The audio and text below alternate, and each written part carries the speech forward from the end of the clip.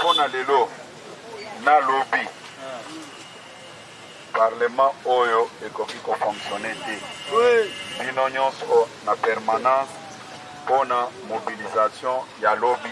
Okani? Pour le moment na lingi mutu atikala te biso tu na permanence. OK? Na kinde kozwa bino ndenge na yaka ko installer.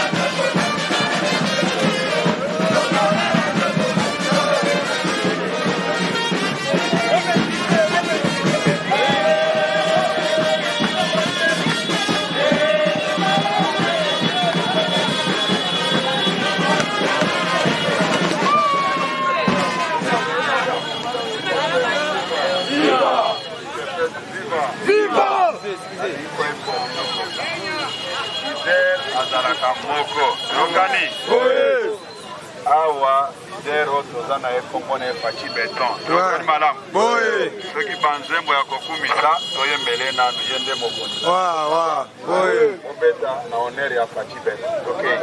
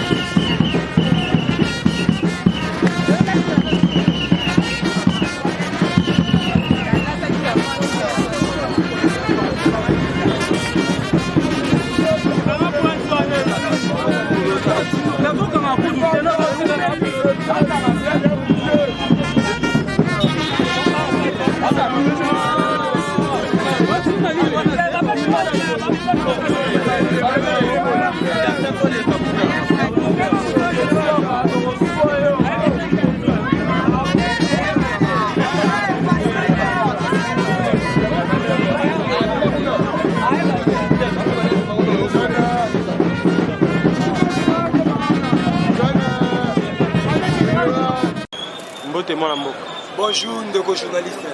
Lobby ezali mokolo anniversaire, ya 38e anniversaire ya IDPS, mais quand un peu corrélaté biso li solo ndenge bandaki, j'espère que tokina obotami te kasi.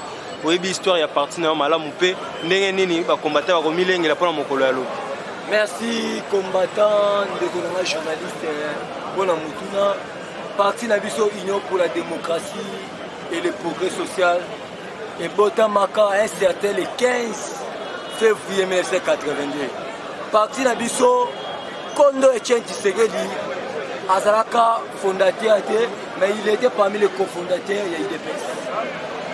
Tant que Bakeli parti en 1982, il y a eu un certain moment, Mobutu a débauché quelques-uns parmi les pères fondateurs de l'Union pour la démocratie et le progrès social. Mais le dynamisme, il est resté constant, visionnaire, incorruptible.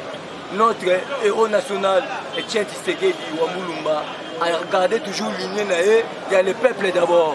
Il y a le peuple à la première position. Le père fondateur Moussoussou, débauché, il faut qu'on se le dise.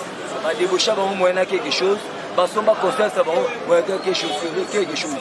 Mais, fin de l'immédiat, à regarder l'union et puis en respectant l'état des droits, on a qui toujours comprenait l'état des droits dans mon ogonaï. Si à Koufi, dans mon ogonaï toujours l'état des droits, dans mon ogonaï toujours démocratie, dans mon ogonaï toujours le peuple d'abord.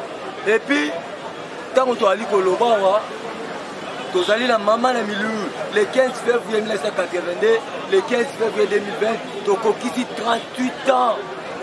Il y a existence, il y a parti dans l'histoire. J'interpelle la conscience de tous les peuples congolais. Il y a 38e anniversaire, il y a parti la visite. Tozali la fête, il y a un an, depuis que Fachi Béton, président de la République, depuis que l'IDPS a accédé au pouvoir. Il y a un peuple congolais, il y a le sens, il y a la responsabilité, il y a le sens de la moto. Il y a un message fort. Il y a son excellence, M. Félix Antoine Tshisekedi, chef de l'État. On a tiré origine dans la Moukate, on a tiré origine dans la FCCT, on a tiré origine dans l'IDPS. Il y a le Kolazali fils d'Im, il y a un mandat, il est dans l'obligation de célébrer un an. Il y a l'IDPS au pouvoir et puis il y a célébrer le 38e anniversaire. Il y a l'IDPS depuis Bakila Yango. Yango, na sengi na peuple congolais nyonso, ba diaspora nyonso ba libanda, Mkola lobby et Koinda na martyr. Martyr ezali na 80 000 places assises. Mais bis on va déborder. Martyr est recédé libanda. Parce que le peuple congolais a déjà martyr. Ba ebiete Félix Antoine Tshisekedi fera mieux dans ce pays. Et au moment où il a manifesté la volonté, il a appliqué l'article 43, alinéa 4, où il a dit que la gratuité de l'enseignement et la gratuité de l'enseignement de base est à la gratuit. Il y a un peuple congolais pour faire sa confiance à Félix Antoine Tshisekedi. Azali na makanisa malamu ya koede mboka o, azali na makanisa malamu ya mboko eke liboso. Bien que azimboka on a libulu, mais la moins d'une année, azola sa initiative malamu. Bien que Kamer est un voleur, azali ko déranger le chef de l'État, mais biso to ali contre Kamer était. Nous défendons, nous dénonçons le mal. Le mal c'est quoi? Détournement, il y a travaux, il y a 100 premiers jours d'urgence du chef de l'État. J'interpelle la conscience de porte-parole adjoint, Gabel Oulendo. Bisso, tozali contre YNCT, tozali ko défendre ma valeur. Les valeurs sont gratuites en enseignement, les valeurs sont sorties mouton, les valeurs sont belées la carte de notre. Mais tant que Bino, on a sali, Maboko Pembe na biso, on a 37 ans d'élite, il est fait ça vaincu, 37 ans d'élite, Fatih Seke président de la République, 37 ans d'élite, qui existe, donc on n'y manque jamais. Et puis, Gabel Loulou, c'est la première fois et la dernière fois. Bino Wali là militant, mais nous dans l'Union pour la démocratie et le progrès social, nous avons des combattants. Mais c'est vrai. Le président de la République a toujours aux appels. Il y a le biboye de journalistes. Les travaux, il y a 100 premiers d'urgence à chef de l'État et ils allaient qui gérer le gouvernement des missionnaires à Chibalate. Ils allaient qui gérer le service. Ils allaient qui gérer le service de la présence de la République. Service de la présidence de la République, on voit directement les directeurs des cabinets. On a la conseillère principale, on a la conseillère collégiale, on a la conseillère principale. Vous tous, vous êtes gérés par les directeurs du cabinet. Parce que le directeur du cabinet, c'est leur organigramme. Il occupe une fonction il y a vice-premier ministre Azali Naramoko, na Gilbert Kakonde. Il faut être en toute vérité. Il y a des gens qui gèrent les mbongo nyonso sur tout le temps. Moni lobby ba ololié Yewana Kamere Moibi. C'est qu'il est voleur, c'est un voleur. Il est en train de salir l'image. Il y a Maboko Pembe Félix Antoine Tshisekedi. On y manque il y a Gabel Lulendo que c'était la première fois et la dernière fois on va de porte quoi à l'Ikolobana. Coalition, soi-disant, ce n'est pas la personne de Félix Tshisekedi et Kamel. Contre Zali, IDPS, na INC. Mais contre moi, na Nairobi et cinéma. Mais, biso IDPS, topesi majorité et topesi présidence de la République. Bino INC, beaucoup qui complètent à tata Moukonze Ekolo, primaturité. Parce que Koro Lobaki, beaucoup de primature, finance les Almaboko INC. Mais, Moutoua, c'est le premier ministre Lelo. On s'est lâché à H73, Ali Moutoua, INCT, Azali Moutou, il y a FCC. C'est que nous, l'accord, il y a Nairobi, les alliés abolis, les alliés de bonne foi. Il y a Félix Antoine Tshisekedi, des salariés. Bon, yo, obomi accord wana vambo indeni. Tant que baromi bali bazana kotambola longo. Bazotambola longo pour votre information, caméra est suspendue. Atika les lignes ya pamba.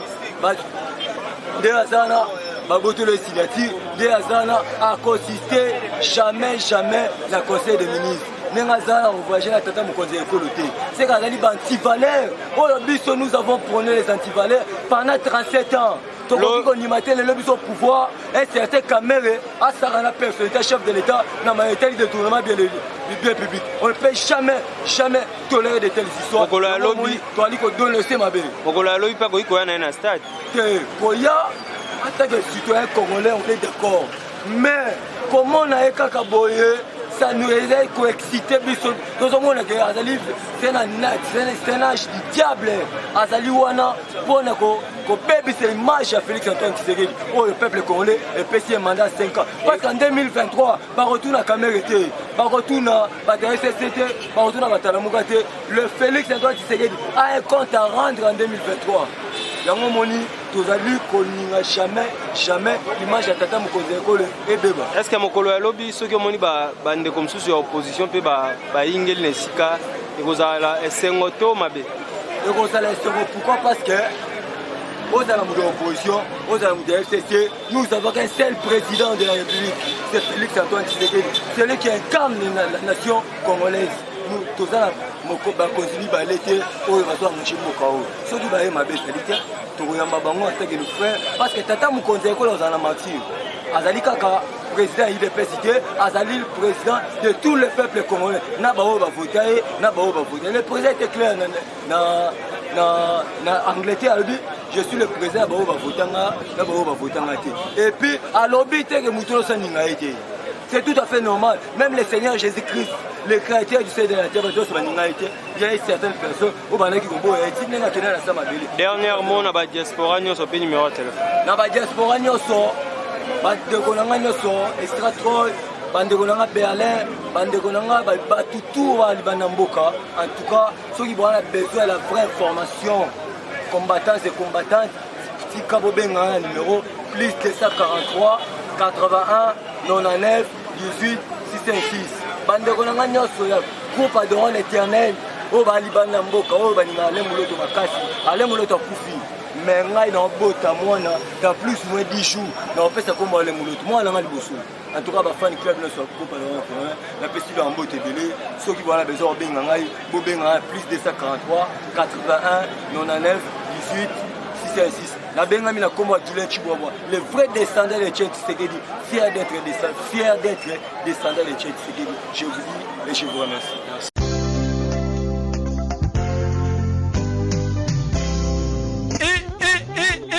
Bonne République démocratique du Congo, Andekonangaya Kinshasa, fini les brûlures des appareils électroménagers et des équipements électroniques lors des surtensions, des fluctuations de tension, chute de tension, ainsi que des coupures de neutres ou présence de phase sur les fils neutres.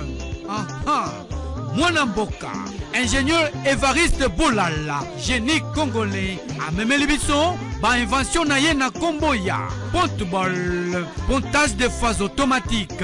Et mwana mama, soki phase kei, komi tungisa te, toko bricole logette na yo te. Voici la logette électrique intelligente, solution électrique. Ponte-bol avec groupe, wana pona ba groupe électrogène. Logette électrique intelligente.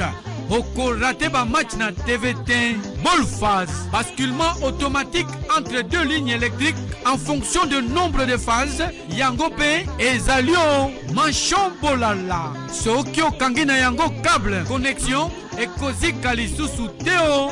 Koka moins. Nos adresses. 10e rue Limité résidentielle. Petit boulevard Lumumba. Contact 099 99 47 891 081 66 06 107. Tala bien. Bakoma Skafme Iyo Wela Tango.